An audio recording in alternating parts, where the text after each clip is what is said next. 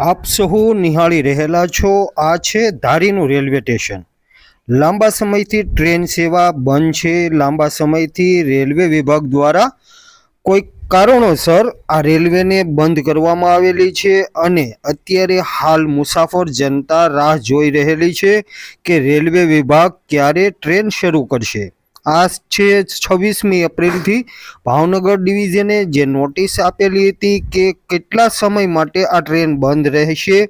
તે અંગેની જાણકારી આપેલી હતી અને જે અંતર્ગત જે દિવસો પણ હવે પૂરા થઈ ગયેલા છે ત્યારે આપણે સરકાર પાસે, આપણા સાંસદ સભ્યો, આપણા ધારાસભ્યો પાસે આશા અને અપેક્ષાઓ રાખી રહેલા છે ત્યારે બજરંગ ગ્રુપના પ્રમુખ મુન્નાભાઈ પટણી સાથેની એક વાતચીતમાં તેઓએ જણાવેલું છે કે તેઓએ રેલવે વિભાગ અને આપણા સાંસદને એક લેખિત રજૂઆત કરેલી છે અને આ લેખિત જે રજૂઆત છે એના ફળસ્વરૂપ આપણા ધારીને ટૂંક જ સમયમાં છૂક ગાડી એટલે કે રેલવે ફરીથી આ પાટાઓ ઉપર દોડશે। અત્યારે આ પાટાઓ સૂનમૂન પડેલા છે। ધારીની જનતા લાંબા સમયથી જેની રાહ જોઈ રહેલી છે કે ક્યારે ટ્રેન આવશે, ક્યારે ટ્રેન આવશે, એ દિવસો હવે નજીકમાં હોવાનું જાણવા મળેલું છે। પરેશભાઈ પટણીએ એવું પણ જણાવેલું છે કે આપણે સાંસદ સભ્ય ભરતભાઈ સુતરિયાને રજૂઆત કરેલી છે અને ભરતભાઈ સુતરિયા જો આપણને રેલવે સેવા નહીં આપે અને ફરીથી ટ્રેન શરૂ કરશે નહીં તો આપણે એક આંદોલન પણ કરશું। આપણે આશા રાખીએ પરેશભાઈ પટણીના વાયદા અને વચન ઉપર કે તેઓ ધારી શહેરને ફરીથી ટ્રેનની સુવિધાઓ અપાવશે। લોકોનો પણ મિજાજ કંઈક અલગ છે। મતદારો પણ એવું માની રહેલા છે કે આગામી સમયની અંદર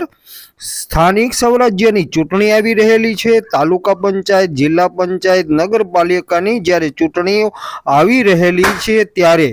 સરકાર દ્વારા જો ટ્રેન સુવિધા શરૂ કરવામાં નહીં આવે તો મતદારો પોતાનો મિજાજ કંઈક અલગ બતાવશે અને સ્થાનિક સ્વરાજ્યની ચૂંટણીમાં સરકારને ચાલુ જિલ્લા પંચાયત અને ચાલુ તાલુકા પંચાયતને કંઈક ને કંઈક મોટું નુકસાન લોકો મતદારો કંઈક ને કંઈક કરશે। ત્યારે આપણે પરેશભાઈ પટણી સાથે આજ રોજ પણ વાત થયેલી છે ત્યારે આજે પરેશભાઈ પટણીએ ફરીથી પોતાના શબ્દોને રિપીટ કરેલા છે કે ફરીથી તેઓએ સાંસદ સભ્યને એક લેખિત રજૂઆત કરેલી છે અને તે સાંસદે એવું પણ કીધેલું છે કે ધારી શહેરને ટૂંક સમયની અંદર રેલવે ટ્રેન સુવિધા શરૂ કરવામાં આવશે। ત્યારે આપણે ફરીવાર એક ધારાસભ્ય જેવી કાકડિયાને પણ ટેલિફોનિક રજૂઆત કરેલી જેમાં ધારાસભ્યએ પણ એવું જણાવેલું છે કે ભાઈ ધારી શહેરની માટે જે ટ્રેનની સુવિધા બંધ કરવામાં આવે છે એને ફરીથી શરૂ કરવામાં આવશે। હા, ફેરફાર એટલો થશે કે જ્યારે 3 ટ્રેન શરૂ છે એની જગ્યાએ 2 ટ્રેન ફરીથી શરૂ થશે। આપણે જે 3 ટ્રેન સુવિધા છે એની જગ્યાએ 2 ટ્રેનની સુવિધા શરૂ થાય પણ હા શરૂ થાય અને લોકો પણ એવું માની રહેલા છે કે 3ની જગ્યાએ 2 થશે આજે તો કાલ સવારે 3જી ટ્રેન સુવિધા પણ શરૂ થશે અને આગામી દિવસોની અંદર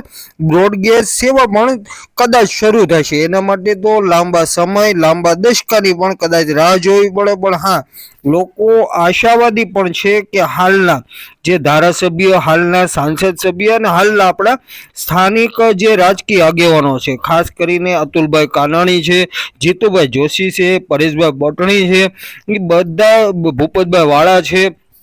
કે નામ ન લેવાય તો ભાઈ એ સિવાયના પણ અનેક એવા ચહેરાઓ છે કે જેઓ ટ્રેનની સુવિધા ફરી શરૂ થાય ને એના માટે નાનામાં નાની કાળજી તેઓ લઈ રહેલા છે અને તેઓ ઉચ્ચ રજૂઆત કરી રહેલા છે અને એના ફળ સ્વરૂપ આજે આપણે ધારી શહેરને કદાચ આવનારા દિવસોની અંદર, મહિનાઓ તો કદાચ જશે બી નહીં એવું આપણને વાયદો અને વચન કરવામાં આવેલું છે। ત્યારે આપણે આશા રાખીએ કે આપણા સ્થાનિક રાજકીય દરેક આગેવાનો આપણા માટે સારા સાબિત થાય અને તેઓ